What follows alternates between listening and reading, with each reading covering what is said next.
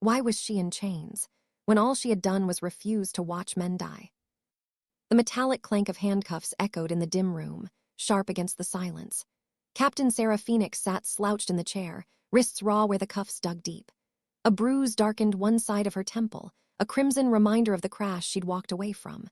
Her flight suit, once pressed and sharp, was torn and smeared with oil, dust, and blood. Even the patch on her shoulder, the American flag she'd worn since the academy, hung loose by a single thread. The man across from her did not belong here, not in this world of sweat, steel, and scars. His suit was too clean, his tie too neat, his fingernails manicured. He tapped a folder on the table with bureaucratic detachment. "Tell me again, Captain," he said, voice calm as if reciting a script. "Why would a grounded pilot steal an A-10 Thunderbolt and fly straight into enemy territory?" Sarah lifted her head. Her eyes, cold green flecked with steel, locked on him. There was no apology there, no fear, just the unbending defiance of someone who knew exactly why she had done it. "Because 6 men were about to die," she said quietly, voice steady despite the fatigue that pressed against her bones. "What would you have me do? Count seconds while they bled out?" The man leaned forward, letting the overhead lamp carve sharp lines across his face. "You violated a direct order. You endangered an aircraft worth millions. You compromised national security. Do you realize the consequences?" Sarah's lips twitched in something that might have been a smile. "Is that what you're calling soldiers now? Assets, numbers on a ledger?" The man snapped the folder open. Inside were satellite images of a compound reduced to rubble, smoke spiraling into the desert sky. Among the wreckage, bodies scattered like broken silhouettes. He let the photographs fall across the table. "This isn't about 6 SEALs anymore," he said. "Your reckless flight may have jeopardized a 2-year intelligence operation, and you expect me to believe you just decided to disobey orders? No, you knew something, or someone." The accusation hung heavy. Treason, whispered beneath the sterile hum of fluorescent light. Sarah's handcuffs rattled as she leaned forward. "You want to know why I did it," she said, her voice cutting sharp as glass. "Then let me tell you exactly what happened." And with that, the story slid backward, 3 days earlier, into the heat of the Nevada desert. Sandstone Air Force Base shimmered like a mirage beneath the noon sun. Concrete runways baked beneath a cloudless blue sky. A flag the size of a house cracked in the wind, red, white, and blue standing fierce against the emptiness. Her A-10 Thunderbolt, Iron Lady, growled as she rolled down the runway, its twin engines rattling the windows of every building in earshot. Dust swirled beneath its stubby wings, heat ripples dancing in the jet wash. Sarah's hands moved over the controls with practiced grace, every switch and throttle an extension of muscle memory. 6 Marines had been alive when she left the hot zone. 6 men extracted from what command had written off as hopeless. She should have felt triumph. But as the hangar swallowed Iron Lady's silhouette, all Sarah felt was the weight of what she had broken to bring them home. The debriefing room was cold, though maybe it was just the man across from her.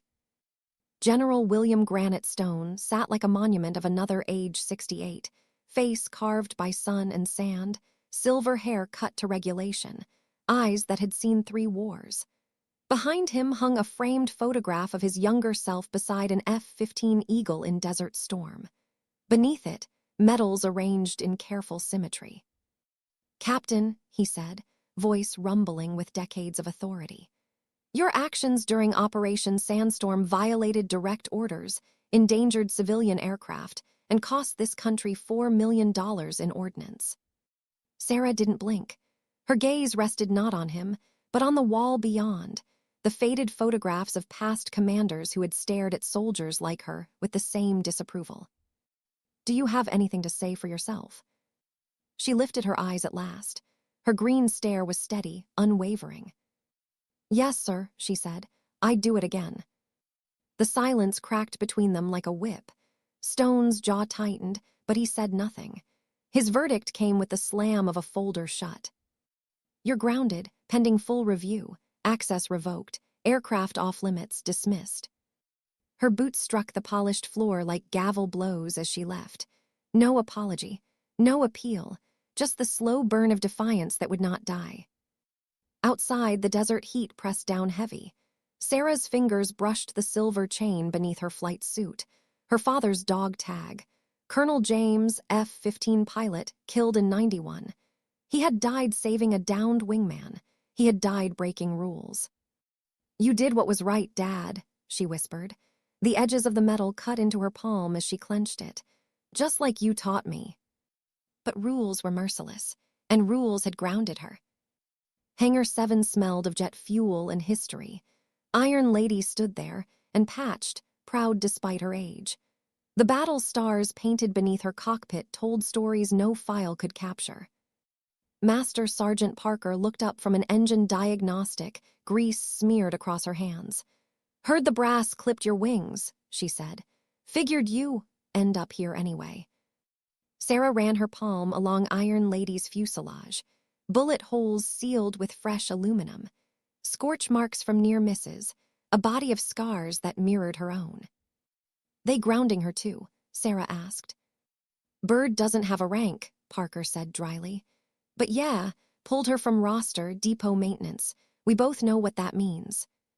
Scrap and end." In silence, Sarah felt something tighten inside her chest.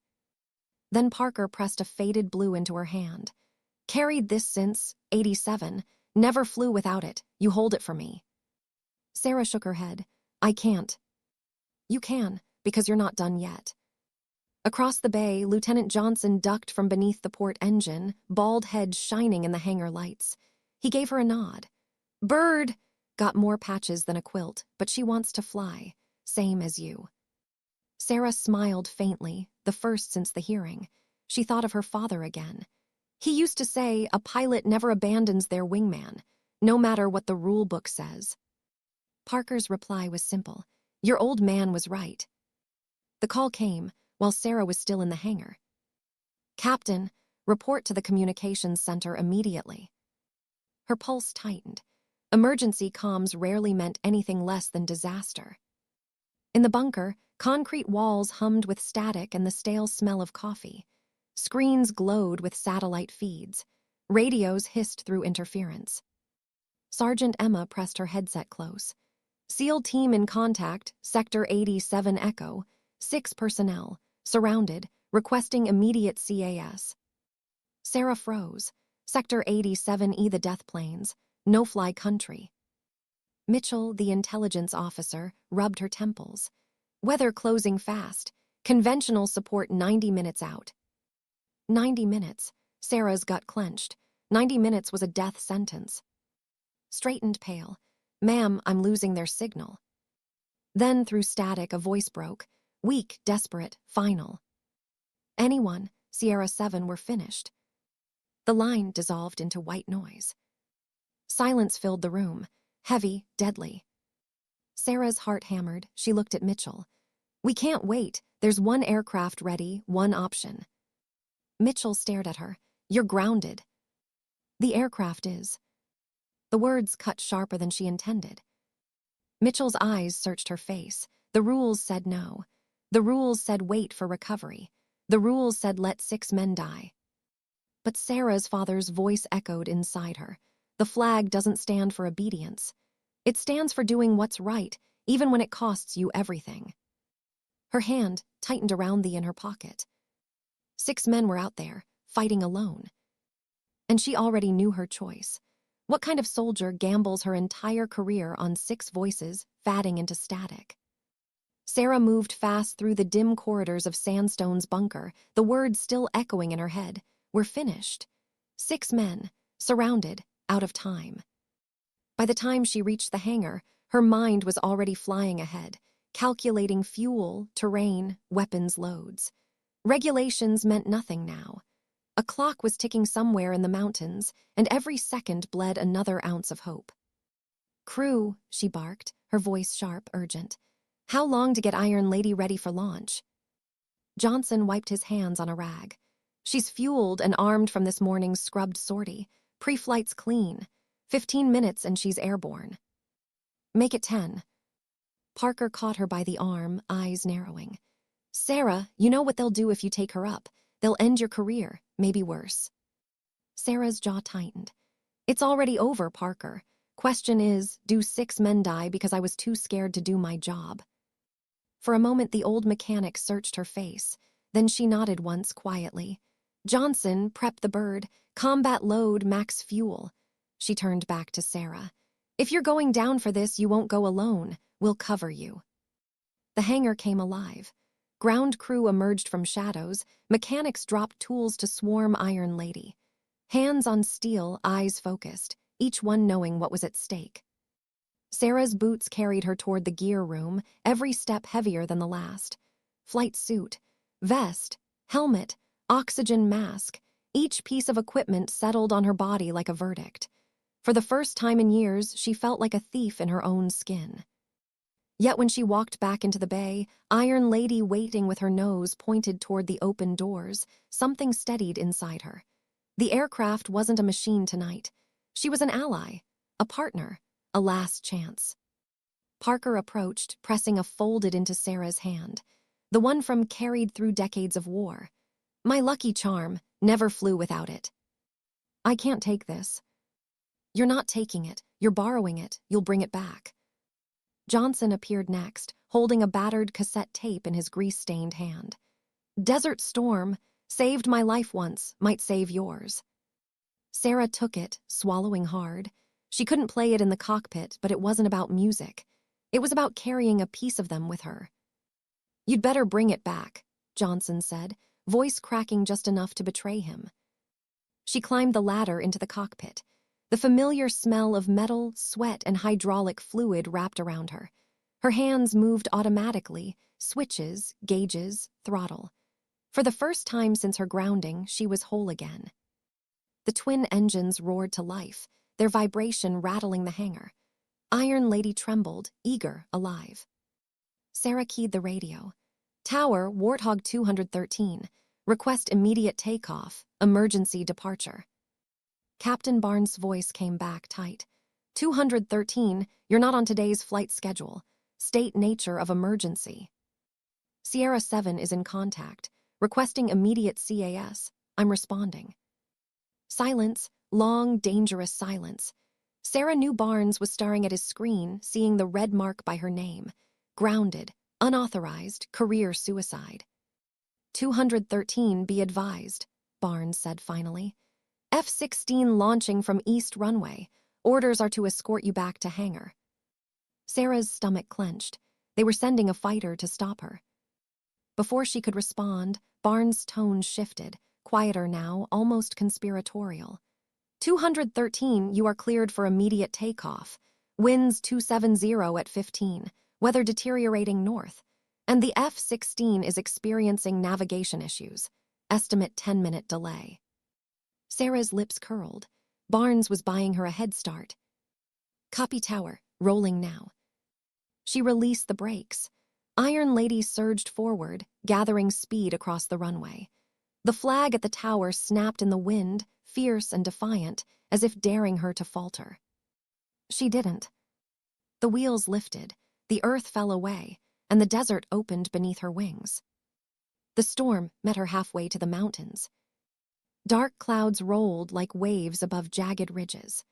Lightning flared inside their bellies, each flash exposing the bones of the death plains below, broken valleys, cliffs sharp as blades, ground littered with the carcasses of machines that hadn't made it out. Sarah pushed through turbulence that slammed the A-10 like fists. Rain streaked across her canopy. Instruments jittered under electrical interference. Every instinct told her to turn back. But she leaned forward, eyes hard. They're still alive. Hold the line, boys. She switched frequencies.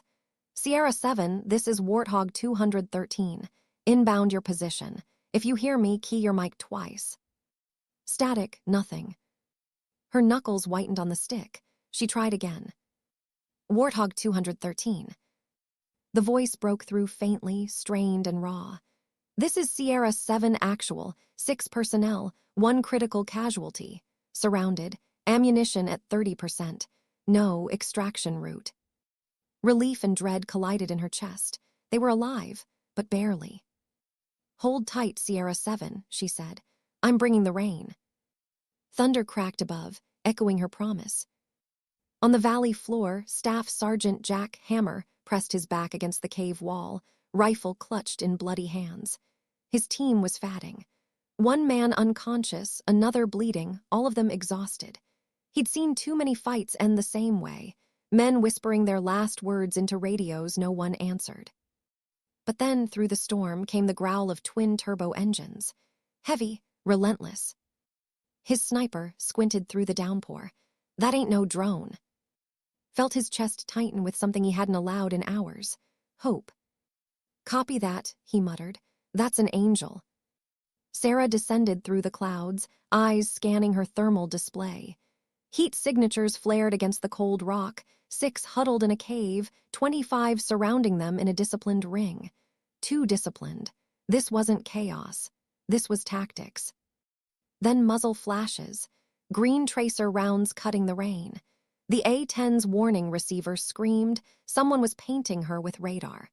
These weren't farmers with AKs. These were professionals. Her thumb flipped the master arm switch. The GAU-8 Avenger cannon was live, 30 millimeters of fury waiting for release. Her finger hovered on the trigger. Then a memory struck, her father's voice. "Positive ID, Sarah. Civilians don't come back when you guess wrong." She hesitated, heartbeat hammering. Rules of engagement demanded certainty. The decision came when tracer rounds arced toward her, flashing past the canopy. She rolled hard, nose down, crosshairs sliding across the machine gun nest on the ridge. "Commencing gun run," she said, voice calm though her blood surged. "Keep your heads down." The GAU-8 roared to life. The sound wasn't just mechanical. It was monstrous, primal, a dragon's throat ripping open. Rounds tore the ridge apart, stone and steel exploding in cascades of fire. The nest disappeared, men scattering like shadows swallowed by flame. Sarah pulled up, wings shuddering from the recoil. Through the canopy, she saw the enemy break, scatter, recoil from the storm she had brought. On the ground, pressed the flag patch on his vest, whispering to the unconscious rookie beside him. "Hang on, kid. Your ride's here." Sarah leveled out, breathing hard, sweat rolling beneath her helmet. The fight had only begun. Her radio crackled. His voice, ragged but fierce. "Warthog, you're our last shot. Don't quit on us now." Sarah's hand tightened on the stick. "I won't," she whispered. "Not now. Not ever. How long could one pilot hold back an army?" The storm clawed at Sarah's canopy, lightning lacing the sky in white scars. Her instruments flickered as if afraid of the electric charge crawling across the air. Below, muzzle flashes blossomed across like the eyes of predators waking. The death planes were alive with fire. Her radar warning receiver shrieked. Not just small arms anymore, something bigger. A lock-on tone pulsed through her headset, sharp and merciless. "Damn it," she muttered, jerking the stick left, diving hard. Flares burst from pods beneath her wings, glowing suns meant to trick the missile that streaked upward in a white trail. The explosion came too close. The blast rocked Iron Lady, shrapnel pinging against her fuselage. Warning lights blinked red across her panel, hydraulics stressed, fuel flow unstable. But the A-10 kept flying. That was what it was built for, punishment. Her breath steadied. Her father's voice whispered inside her head. "Fly the plane all the way to the ground." "Warthog 213, his voice cracked through static. "Be advised, enemy has anti-air capabilities, professional equipment, Russian signatures." Sarah's jaw locked. Russian. That explained the disciplined movement, the ambush, the uncanny timing. This wasn't coincidence. This was orchestration. She banked, eyes hunting through her thermal scope. There, a glint on the western ridge just before another missile streaked skyward. This time she was ready. She rolled hard, nose down, cannon armed. The GAU-8 thundered again, shells walking across the ridge like a god carving stone. The launcher vanished in a plume of dirt and shattered men. She pulled up, lungs burning, the cockpit rattling under stress. On the valley floor, exhaled, awe and relief mixing in equal measure. "Boys," he said, his voice low, "that pilot just saved us again." The sniper never lifted his eye from the scope. "She's flying through hell, alone for us." The SEALs were ghosts in the storm, moving from boulder to boulder, weapons spitting in short bursts. Rain plastered their uniforms to their skin. Their wounded man lay limp on the poncho stretcher, his blood washing into the mud. Long, the medic, grunted with effort as he kept one hand on the stretcher and the other pressed against wound. "Pulse is weak but steady," Long muttered. "We've got to move faster." Scan the ridge. Muzzle flashes flared, disciplined, coordinated. "They're not locals," he said, breath tight. "This is Russian doctrine. Encirclement, fire lanes, they want us alive." "Why?" Miller, the scout, crouched low, eyes narrowed. Didn't answer, the truth was too heavy. Prisoners, propaganda, worse. "Doesn't matter," he growled. "We're not giving them that chance, move." Rounds sparked against the rocks as they sprinted. Each man running like the storm itself was chasing. Sarah circled high, her stomach a knot of fire. She was running low on fuel, ammunition dwindling, systems bleeding life. But she couldn't leave, not while 6 men clawed through the mud below. She dove again, targeting a cluster of hostiles, cutting off the SEALs' retreat. The GAU-8 sang, its scream tearing the storm apart. Bodies scattered, rocks disintegrated. A path opened. "Move now," shouted, seizing the moment. The team surged forward. Perry, their comms man, dragged the ruined radio strapped to his chest.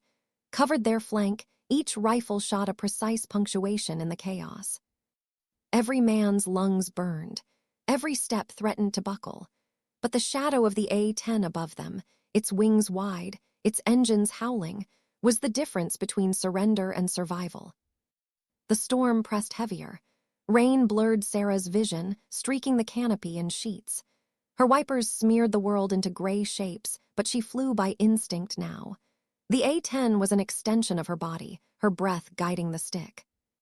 Another locked tone, East Ridge. She snapped her head, saw it, another SAM team prepping launch. Her fuel gauge screamed at her.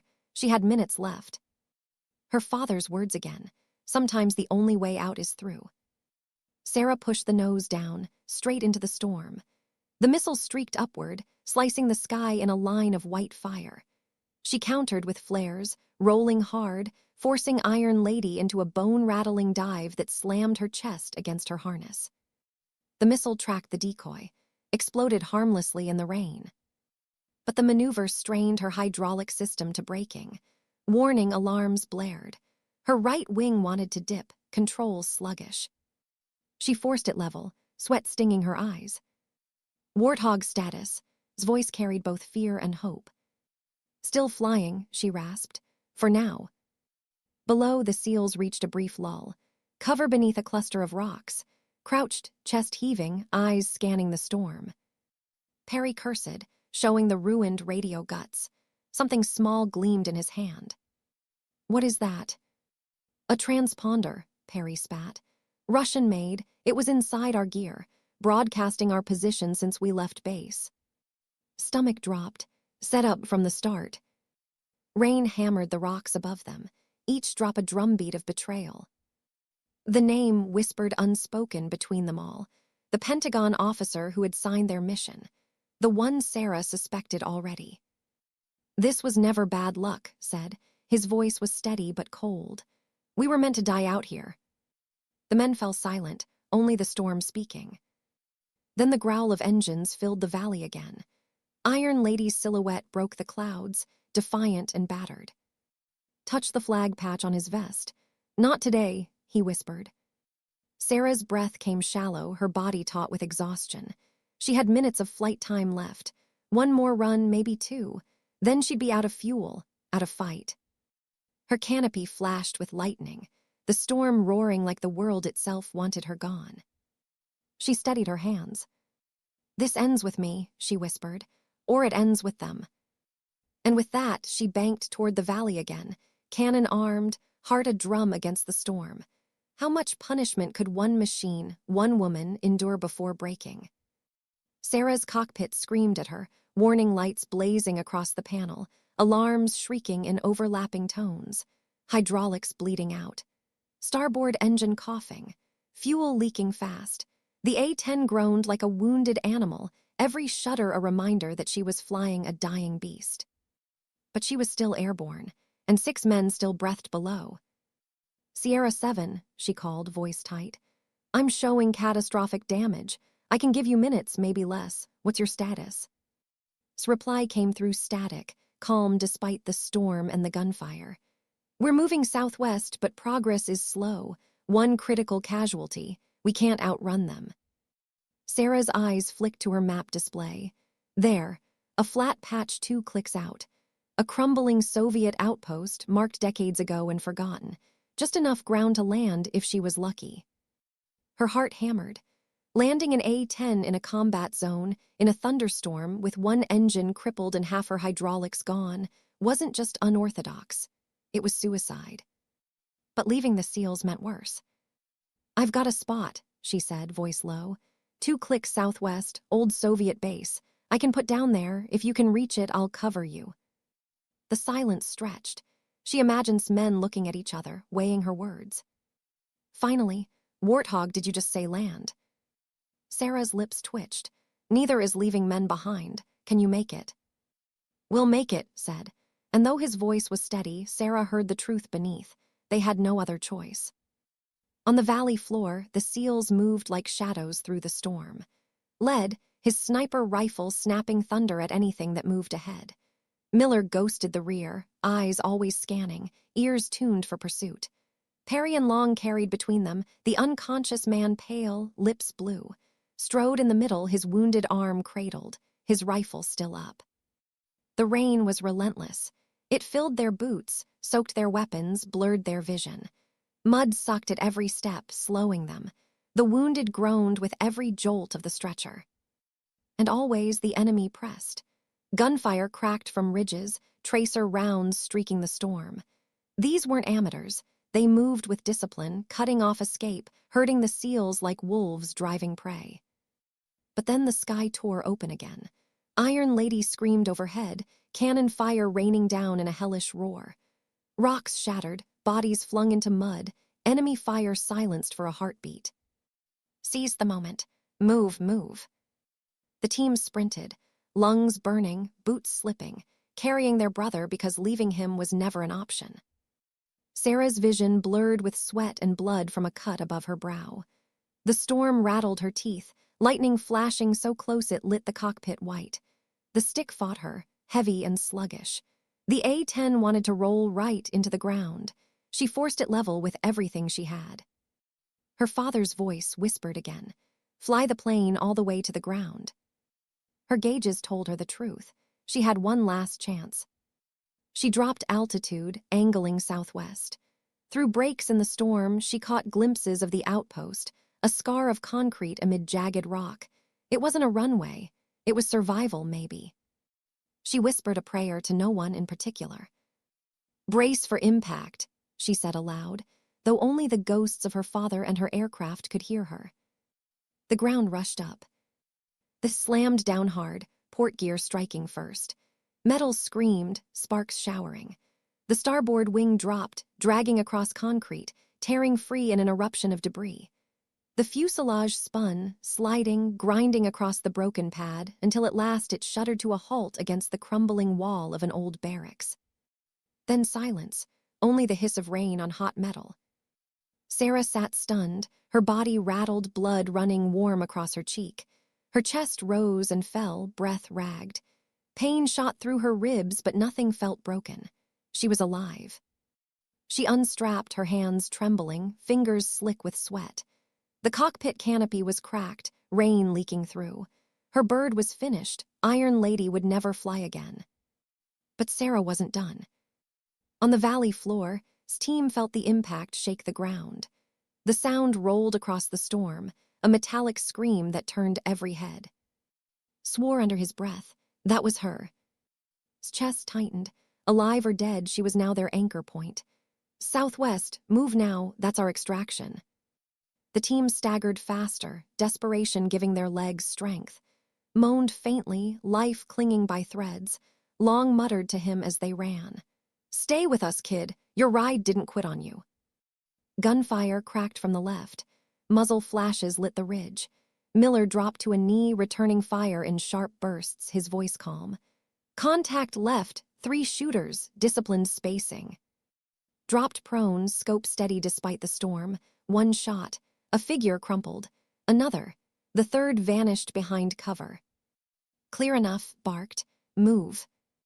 They surged forward again, the outpost now a ghostly silhouette in the rain. Sarah clambered free from the broken cockpit, boots sinking into mud. She staggered once, caught herself, ripped the from her pocket and tied it around her bleeding forehead. Her ribs screamed with every breath, but she pushed through. The wreck burned faintly behind her, metal groaning in the rain. She pulled her sidearm, checked her last few magazines. It wasn't much, but it would have to hold. She scanned the storm. Flashes of movement, muzzle fire. The SEALs weren't far, but neither were the men hunting them. She keyed her radio, voice hoarse but unbroken. "Sierra 7, this is Warthog. I'm down at the outpost. Holding position, I'll cover you in." "Copy," Warthog replied. "We're moving 2 minutes out." Sarah crouched against the broken wall, pistol steady, eyes burning through the rain. The A-10 had carried her as far as it could. Now it was her turn. For the first time since she'd broken orders, she felt no conflict. No hesitation, only clarity. This is what Dad meant. Sometimes you don't wait for dignity, you just act. Thunder roared above, gunfire cracked below, and Sarah braced herself for the storm to come. What did survival even mean, if you weren't supposed to survive in the first place? Sarah crouched in the rubble of the outpost wall, rain dripping from across her forehead. Her pistol felt too small in her hand after hours of flying with a cannon that could cut tanks in half. But it was all she had now. Through the storm she caught glimpses, dark figures moving across the ridge, green tracers slicing the rain. Enemy fire chewed the ground around her, kicking mud and shards of concrete into the air. Her radio crackled. "Warthog, Sierra 7, 200 meters out, visual on your position." Sarah's chest tightened. For hours they had been disembodied voices in static. Now they were close enough to see. And then she did. 6 figures ghosted out of the storm, moving low, disciplined, weapons barking short bursts into the night. One man was limp on a stretcher between 2 others. Another staggered with his rifle in one hand, blood soaking his sleeve. But they moved forward like nothing could stop them. "Covering you," Sarah shouted, firing her pistol at a silhouette on the ridge. The figure dropped, tumbling into darkness. The SEALs reached the wall, stumbling inside the broken perimeter of the outpost. Was first through, his beard plastered to his face by rain, his eyes sharp despite exhaustion. He gave Sarah one quick look, the kind that measured everything in a heartbeat. Loyalty, courage, the line between survival and suicide. "You're," he said, not a question, a statement. She nodded. "And you're the ones I wasn't supposed to save." His jaw tightened. "That's about the size of it." Then his eyes softened, just for a moment. "You did anyway. Damn glad you did." The rest of the team collapsed into cover, set up his sniper rifle across a crumbled window. Miller crouched by the doorway, eyes on the storm. Long slid down with, the wounded man still unconscious but breathing. Perry dropped beside the ruined radio, shaking his head. "No signal," he muttered. "We're deaf." Sarah scanned their faces. Exhaustion, mud, blood, but also something unbroken, something fierce. "We hold here?" she asked. Nodded grimly. "For now, they'll press us hard." As if on cue, gunfire erupted from the north ridge, bullets hammering against stone. Fired back, his rifle cracking like punctuation against thunder. "We've got maybe 30 minutes before they're on top of us," said. "Less if they bring armor." Sarah clenched her jaw. "I can't give you air anymore." Glanced at the wrecked A-10 burning faintly outside. "You already gave us enough. Now we fight on the ground." The firefight built in waves. Enemy fire swept across the outpost, probing, testing. The SEALs answered with precision, every shot measured. The storm muffled sound, lightning flashing silhouettes of men crawling closer, muzzle flashes blinking like fireflies. Sarah fired alongside them, her pistol cracking sharp but small, dropped targets with surgical calm. Miller's burst stitched the darkness, forcing shadows back. Moved between positions, his wounded arm cradled but his voice steady, commanding. Watch the flanks, don't let them breach, every round counts. Sarah felt the weight of his words. Every round did count. Their ammunition was thin, their odds thinner, but no one hesitated. And yet, beneath the chaos, another truth gnawed at her. This wasn't random. This wasn't a patrol gone wrong. This was orchestrated. The Russians knew exactly where the SEALs would be when they'd be most vulnerable. And Sarah had been grounded, just in time to not be there. She caught his eyes across the room. He knew it too. This was a setup, she said quietly. His jaw tightened. Yeah. She whispered. The name hung heavy between them. Stirred faintly, groaning. Long bent over him, checking vitals. Still with us, but we're running out of time. He needs blood fluids, none of which we've got. Crouched beside the medic. Can he move? Not on his own. If we run, we carry him or he dies. His eyes flicked to Sarah. He didn't have to ask. She already knew the dilemma. Her father's voice rose again in memory. A pilot never abandons their wingman. We don't leave him, Sarah said firmly. His eyes lingered on her, testing. Then he nodded once. Good, we're agreed. Another wave hit. Gunfire chewed the walls, ricochets snapping overhead. Grenades exploded just outside the perimeter, showering them with dirt and shrapnel. The storm made it impossible to hear movements until they were close. They're probing for weaknesses, Miller shouted. They'll find one soon enough, muttered. Sarah fired again, the recoil stinging her wrist. Her magazine clicked empty. She slammed in another, counting rounds. Too few. Any chance we can break out? She asked. Shook his head. They've got us boxed. They want us pinned here until reinforcements arrive. And when they do, this won't be a fight. It'll be an execution. Sarah's stomach tightened. So what do we do?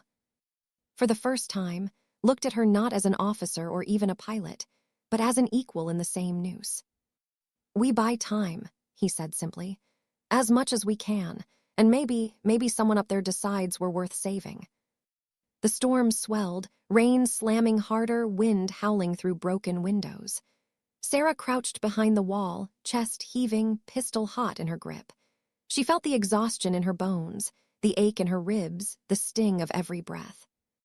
But inside, something else had grown. Not despair, not fear. Clarity. Her father's legacy. Parker's, Johnson's cassette. The SEAL's unbroken determination. All of it had led to this moment, standing her ground when everything said run.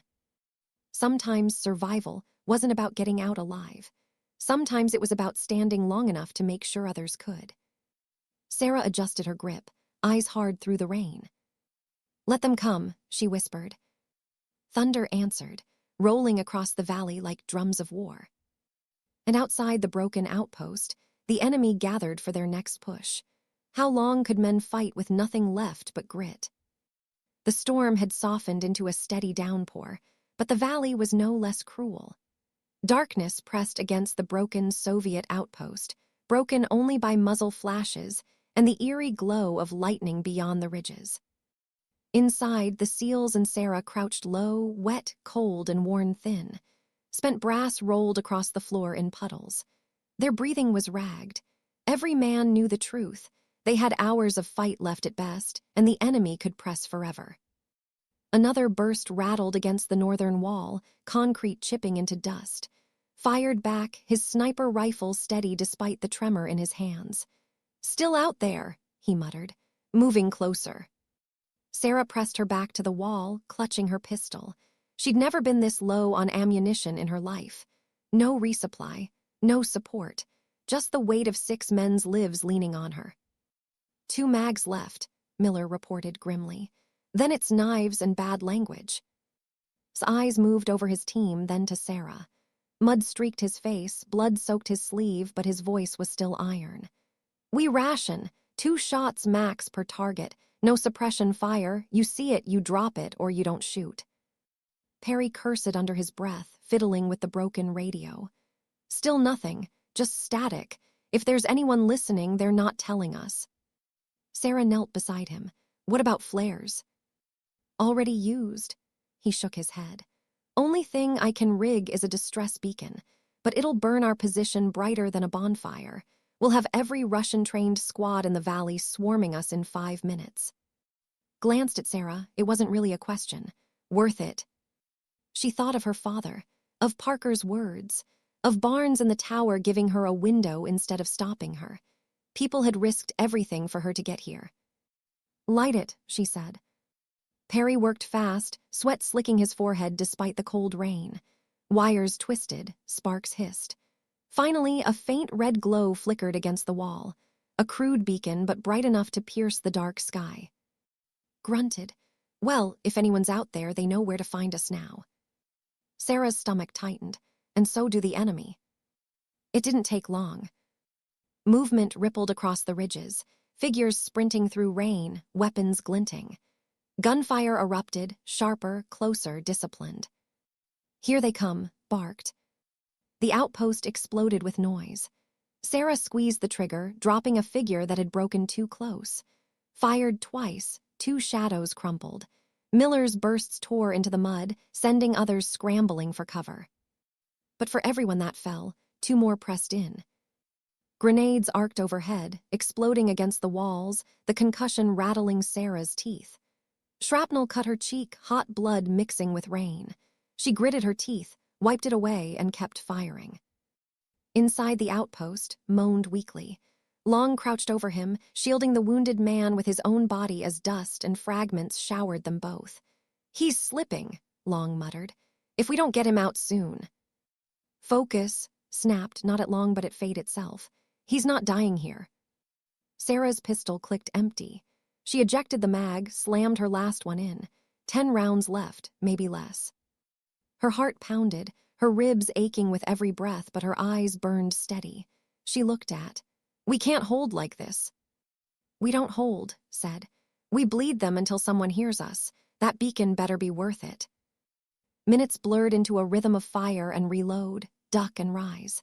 The enemy pressed closer each time, using the storm as cover, their discipline undeniable. Sarah caught glimpses of their gear, night optics, radios, gear too advanced for irregulars. This wasn't just about killing 6 SEALs.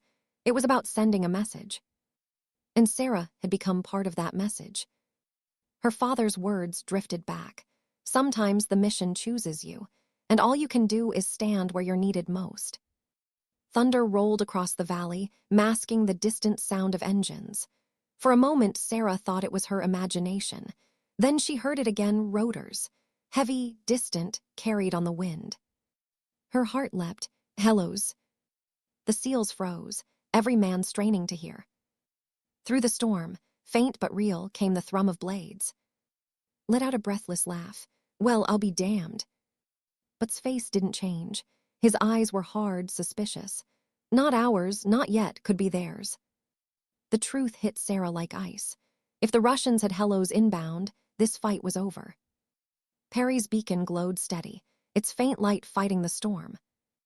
The sound of rotors grew louder, closer. Sarah's chest tightened.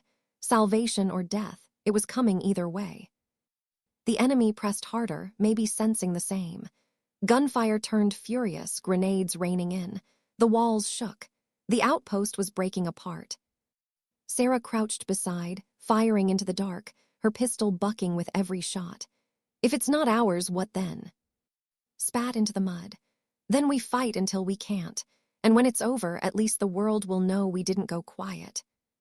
Reloaded with his one good hand, his voice steady as stone. "Everyone, hold your line. No matter what comes through that storm, hold your line." Sarah's last round chambered. Her finger tightened on the trigger. The rotors roared closer, a shadow breaking through lightning, too distant to tell. Enemy fire redoubled, pressing harder, desperate. Hope and dread collided in every chest inside the outpost.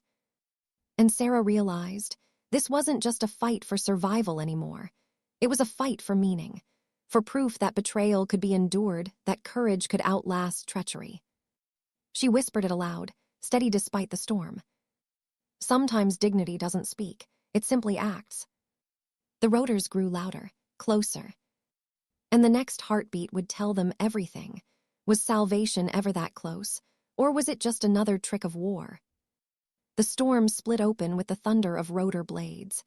The sound grew heavier, closer, until the air itself vibrated inside the outpost. Sarah's heart pounded against her ribs as she pressed against the crumbling wall, eyes straining through sheets of rain. Then a silhouette broke through the storm. A helicopter. Black, broad-shouldered, lights muted, not American. Swore under his breath, "That's not ours." The SEALs exchanged a glance, a silence filled with the weight of betrayal. Sarah's stomach dropped. Of course. Reinforcements, not rescue, the enemy tightening the noose. The helicopter circled low, spotlights snapping on, beams lancing through rain and smoke. Enemy squads at the site, their fire intensifying, disciplined lines pressing toward the outpost. His voice cut through the chaos. "Positions, this is it, our stand." The SEALs moved like machines running on fumes, every man snapping back into formation despite exhaustion. Took the northern window, Miller the door. Perry crouched beside the beacon, one hand on his rifle, the other on the useless radio. Long shielded with his body, pistol drawn, face grim. And Sarah, she slid down beside, pistol in hand, her other clutching her aching ribs. "Any last tricks up your sleeve?" she asked, forcing a thin smile. Loaded his last mag with his good hand. "If I had one, you'd already know." Lightning split the sky. Then the outpost erupted. The first wave hit hard, dozens of enemy soldiers pressing the perimeter, muzzle flashes strobing the storm. Bullets shredded stone, kicked mud into the air. Grenades arced inside, exploding in deafening blasts that rattled the foundation. Sarah fired until her pistol clicked dry, every shot aimed, every round deliberate. His rifles snapped in sharp cracks, dropping targets before they could breach. Miller's burst stitched fire across the courtyard, leaned into the wall, firing one-handed, his voice a steady anchor in the chaos. Hold. But the enemy was endless. Figures broke into the outpost, shadows slipping through shattered windows. Miller dropped one at the door, another tumbled under fire, but more came. Sarah snatched up a fallen rifle, her arms trembling with the weight. She fired, the recoil jolting her ribs, but the man in her sights went down. She didn't think, she just acted. The helicopter hovered closer, its rotors ripping rain into mist. From its side door, a gunner unleashed a torrent of rounds, shredding the courtyard. The walls shook, dirt and concrete spraying. The SEALs hit the ground, covering their heads. Ann Tyre spat between breaths. If only. Sarah's eyes snapped to her wrecked A-10, burning faintly in the rain. One wing gone, no flight left in her, but her weapons bay maybe. "Cover me," she shouted, already sprinting. Barked, but she was gone. Bullets tore the mud around her, the storm lashing her body. She slid behind the broken fuselage, coughing on smoke. Her hands shook as she ripped open the weapons panel, searching. And there it was, an unused hydro-rocket pod, damaged but intact. She swallowed hard. It wasn't meant to be fired on the ground, but she'd been breaking rules all night. Her father's voice echoed in her skull. Sometimes the only way out is through. She braced, jury-rigged the manual release, aimed by instinct, and hit the trigger. The rocket shrieked into the storm, a streak of fire across the sky. It slammed into the hovering helicopter. The explosion bloomed bright against the rain, metal tearing apart, flames spiraling. The gunship bucked, spun, and crashed into the ridge in a shuddering roar. The valley shook. The SEALs cheered raggedly, hope bursting like oxygen into their lungs. But Sarah just slumped against the wreck, chest heaving, knowing there would be no more tricks. She had given everything Iron Lady had left. The enemy pressed harder now, furious. Dozens surged from the ridges, shouting, firing, rushing the outpost with reckless speed. Inside, the SEALs fought like men at the edge of the world, dropped target after target until his rifle clicked dry. He pulled his sidearm without hesitation. Miller's burst slowed, then stopped empty. Perry fired in tight, desperate shots, his beacon glowing at his feet like a dare. Long shielded with his own body, pistol in one hand, knife in the other. And bleeding, one-armed, stood in the doorway, firing until his last round was spent. Then he drew his knife, jaw set. Sarah stumbled back inside, rifle nearly empty. She caught his eye, neither spoke. They didn't need to. This was it. The enemy breached the wall, dark figures pouring through smoke and rain. The outpost dissolved into chaos. Shouts, flashes, the clash of steel, the roar of close combat. Sarah fired her last rounds point-blank, then swung the rifle as a club. Pain ripped her ribs with every movement, but she didn't stop. She wouldn't stop. Cut one man down with his knife, then another. Fought with bare hands, teeth bared. Miller tackled a figure to the ground, mud and blood mixing under his boots. For a moment, it was nothing but survival. Then above the storm, a new sound. Different rotors, deeper, familiar. Sarah froze, her chest seizing. Could it be? Spotlights cut through the storm. Bright, white, American. Friendly hellos inbound. A voice thundered across loudspeakers. Hold your fire. The SEALs roared with what strength they had left, relief flooding their broken bodies. The enemy faltered, hesitation flickering through their ranks. Then the night lit up as Apache gunships opened fire, rockets slamming into ridges, machine guns shredding enemy lines. The ground shook, the storm blazing with fire and fury. The siege broke. Enemy survivors scattered, vanishing into the storm. And for the first time all night, the outpost fell quiet. Sarah collapsed against the wall, pistol loose in her hand. Her body trembled, ribs screaming, blood sticky against her skin. Around her the SEALs slumped, each one bleeding, each one barely upright. But they were alive. Leaned against the doorway, chest heaving. He looked at Sarah, eyes sharp through the exhaustion. "You weren't supposed to be here," he said quietly. She met his gaze. "Neither were you." They shared a silence that wasn't quite relief, because both knew the truth. Someone had set them up, someone high enough to gamble lives like pawns. And though they had survived, the war waiting beyond this valley wasn't finished. But for tonight, survival was enough. Sarah closed her eyes, the thunder of Apache above blending with her father's voice in memory. Fly the plane all the way to the ground. She had. And she was still standing. How did you return from a night you weren't supposed to survive? The Apache circled above, their rotors pounding the valley air like war drums. Their guns had silenced the ridges, their rockets had carved fire into stone. What remained of the enemy had vanished into the storm, leaving only smoke, rain, and silence.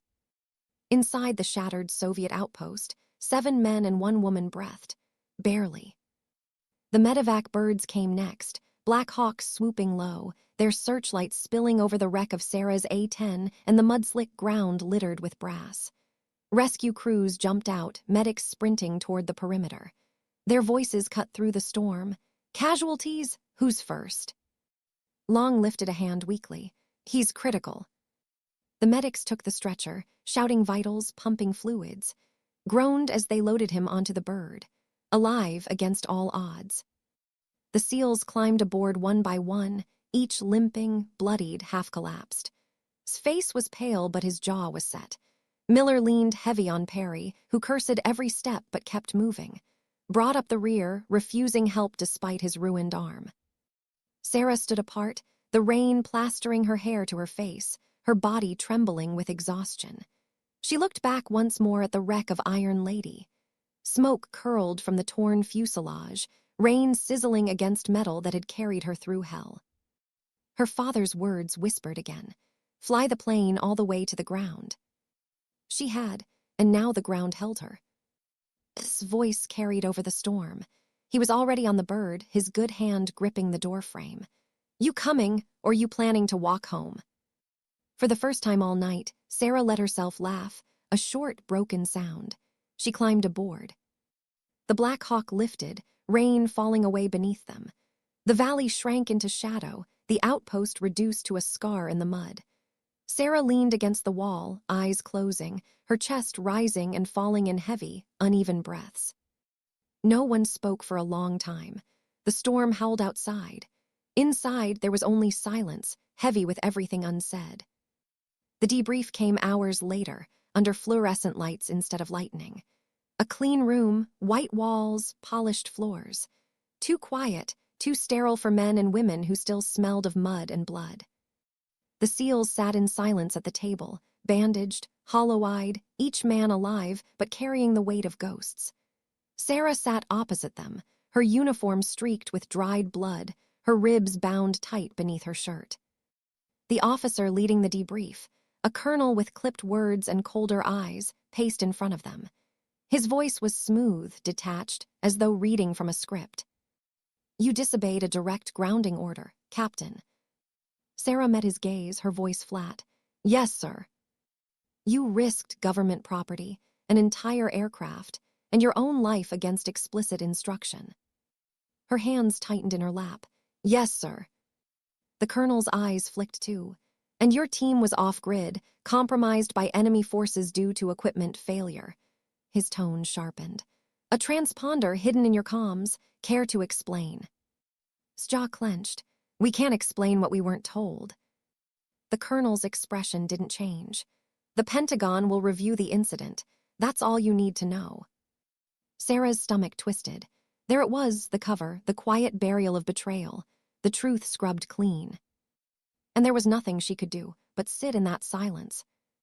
After the debrief, the SEALs rose one by one, saluting out of habit, not respect. They left the room slowly, shoulders heavy, footsteps hollow. Lingered. He looked at Sarah, his eyes still sharp despite the haze of exhaustion. "You know as well as I do," he said quietly. "We weren't supposed to come back." Sarah nodded. "I know." "And you know they'll never admit it." Her throat tightened. She nodded again. Studied her for a long moment. Then, with the faintest of smiles, he extended his good hand. "You weren't on our roster," he said, "but you're one of us now." Sarah shook his hand, her grip steady despite the tremor in her body. "You were supposed to die," she said softly, "but not on my watch." For the first time, the eyes softened. "No, not on yours." He turned and walked out, his boots echoing down the sterile hall. Sarah stood alone by the window of the barracks later that night. The storm had passed, leaving the sky clear, stars sharp above the dark horizon. The air smelled of wet earth and smoke. She touched the tide around her wrist Parker's. She thought of Johnson's cassette, still tucked in her locker. Of Barnes, the tower controller who had given her silence instead of orders. Of her father, whose voice had carried her through every decision. She thought of the SEALs, bloodied but alive, carrying into the medevac bird. She thought of Iron Lady, broken in the mud, but never surrendering until she was forced down. Her chest tightened, but not with grief, with clarity. The world was broken, the chain of command cracked by betrayal. But there were still choices. Still moments when one person could stand, silent but defiant, and refuse to let others fall. She closed her eyes, letting the cool night air wash over her. Sometimes loyalty wasn't clean. Sometimes survival wasn't noble. Sometimes dignity didn't roar or demand or explain. Sometimes dignity simply acted. And when it did, it could change everything.